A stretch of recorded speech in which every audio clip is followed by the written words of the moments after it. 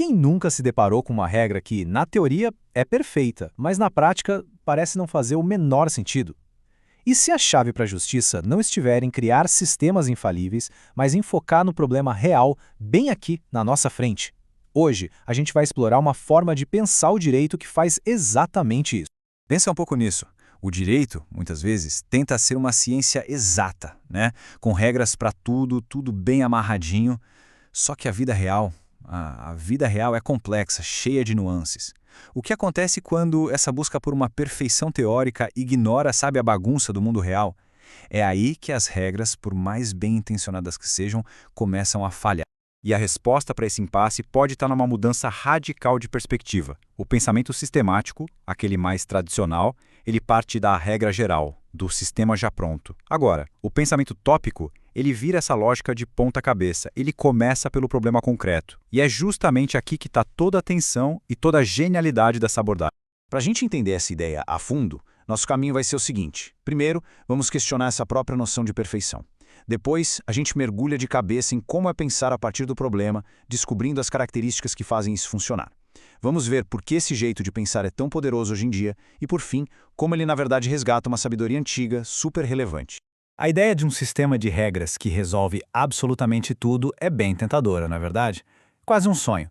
Mas a realidade é bagunçada. As situações da vida raramente se encaixam nessas caixinhas pré-definidas. E é exatamente nesse encontro entre o sistema perfeito e a vida imperfeita que a promessa de certeza começa a desmoronar. É aqui que o pensamento tópico entra em cena como uma alternativa. Em vez de começar lá de cima, dos princípios abstratos, ele vai direto ao ponto, o caso concreto. A pergunta-chave muda. Deixa de ser qual é a regra geral para ser algo muito mais prático. O que é justo e o que funciona nesta situação específica? E essa tabela, olha, ela deixa essa mudança bem clara. Dá uma olhada no movimento. O pensamento sistemático é de cima para baixo, como um general ditando ordens de um quartel-general distante. Já o pensamento tópico, não. Ele está ali no campo de batalha, partindo do problema para construir uma solução. O foco sai da coerência do sistema e vai todo para a adequação ao problema. É uma inversão total de prioridades. Vamos ver um exemplo prático para isso ficar bem nítido. Imagina um adolescente que quer trabalhar, mas os pais proíbem. A abordagem sistemática é direta. Pega o princípio do poder familiar, aplica e deduz que os pais podem proibir. Fim de papo. Já a abordagem tópica faz uma pergunta diferente. Qual é a solução mais apropriada aqui? Ela não ignora o poder familiar, claro, mas ela também coloca na balança a autonomia do jovem, o contexto da família. O objetivo não é aplicar uma regra fria, mas encontrar um equilíbrio que funcione para aquelas pessoas reais. Certo. Mas o que exatamente move essa forma de pensar? Para a gente entender de verdade o poder dela, precisamos dar uma olhada nas suas 4 características essenciais. Elas são, tipo assim, o motor que faz essa abordagem funcionar. E aqui tem um ponto fundamental. O pensamento tópico não joga o sistema legal pela janela. Muito pelo contrário. Ele enxerga o sistema como uma grande caixa de ferramentas. As leis, os princípios, tudo isso são recursos valiosos, pontos de partida para a argumentação. A questão central é que a ferramenta sozinha não resolve tudo. O grande objetivo é integrar a lei com a realidade do problema. Isso leva a gente para outra diferença crucial, o objetivo final. Enquanto o pensamento sistemático busca uma verdade com V maiúsculo, uma certeza absoluta, o pensamento tópico é mais pé no chão. Ele busca uma solução que seja apropriada, que funcione naquele contexto específico. A meta não é a certeza universal, e sim a funcionalidade e a justiça no caso concreto. A terceira característica é o que a gente chama de raciocínio dialógico. O que é isso? Bom, em vez de ser um monólogo, onde uma única voz, a do sistema, a do juiz, declara a verdade, o pensamento tópico funciona como uma conversa. Uma conversa com múltiplas vozes ativas que questionam, respondem e juntas constroem um entendimento. E a diferença é da água para o vinho, como a gente vê aqui. No raciocínio monológico, as pessoas envolvidas são receptoras passivas de uma verdade que vem de cima. É um processo de mão única. Já no dialógico, todo mundo é participante ativo. A conversa é de mão dupla e a solução não é imposta. Ela emerge, ela nasce dessa interação. Isso muda completamente a legitimidade do resultado final.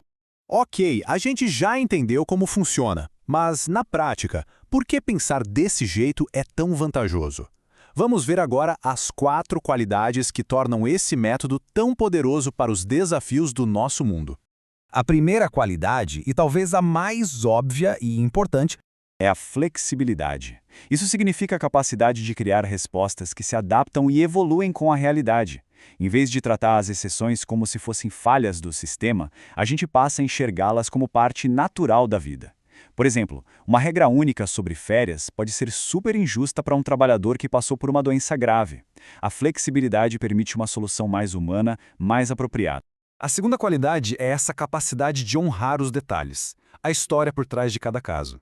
É a contextualidade. E essa frase aqui resume tudo. Tratar situações desiguais da mesma forma pode criar uma grande injustiça. Imagina uma herança numa família com histórico de abuso. Dividir tudo em partes iguais, como manda a regra formal, seria ignorar completamente o sofrimento e a história real daquelas pessoas. Em terceiro lugar, vem uma qualidade que transforma o papel das pessoas envolvidas no conflito. É a interlocução, o poder do diálogo. Ela transforma as pessoas de objetos passivos, que só recebem uma sentença, em participantes ativos na construção da solução. E, poxa, quando as pessoas são ouvidas de verdade e o entendimento é construído em conjunto, a chance de elas aceitarem e respeitarem o resultado final é imensamente maior. E por fim, a qualidade que troca a automação pela consciência, pela responsabilidade. É a deliberação. Ela exige sabedoria e responsabilidade, em vez da simples aplicação mecânica de regras. Em casos super difíceis, como eutanásia, onde valores como vida e dignidade entram em colisão, não tem resposta fácil no manual. É preciso deliberar, pesar os valores e assumir a responsabilidade por uma decisão complexa. E isso é algo que uma regra automática jamais conseguiria fazer. E o mais interessante disso tudo é que essa ideia não tem nada de nova. Na verdade, ela é uma recuperação de uma sabedoria muito antiga, uma ferramenta de pensamento que vem lá da filosofia clássica. Essa ideia vem lá da Grécia Antiga com Aristóteles. Ele percebeu que toda argumentação parte de ideias que uma comunidade já aceita como verdadeiras, os lugares comuns, ou no grego, topoi. Pensa neles como se fossem os tijolos da argumentação. São aqueles pontos de vista compartilhados que a gente usa como base sem precisar provar do zero toda vez. No mundo do direito, isso fica muito claro. Os pactos devem ser observados, o princípio da dignidade da pessoa humana, o da boa-fé, todos esses são topoi. São lugares comuns, são pontos de partida que todo mundo na área jurídica aceita e que são usados o tempo todo para fundamentar as decisões. Mas aí vem o ponto crucial. O que acontece quando esses lugares comuns, esses valores fundamentais, batem de frente? Quando a autonomia de uma pessoa entra em conflito com a proteção da vida de outra, por exemplo? É aqui que todas as peças se encaixam. Este slide final nos dá a visão do todo. A orientação ao problema exige flexibilidade. A busca pela solução apropriada nos força a olhar para o contexto. O processo de diálogo vira interlocução. E o resultado final, que integra sistema e problema, só acontece com deliberação. Não é só um monte de ideias soltas, mas um método completo e funcional com raízes lá na antiga arte da argumentação. E para a gente fechar, fica uma reflexão.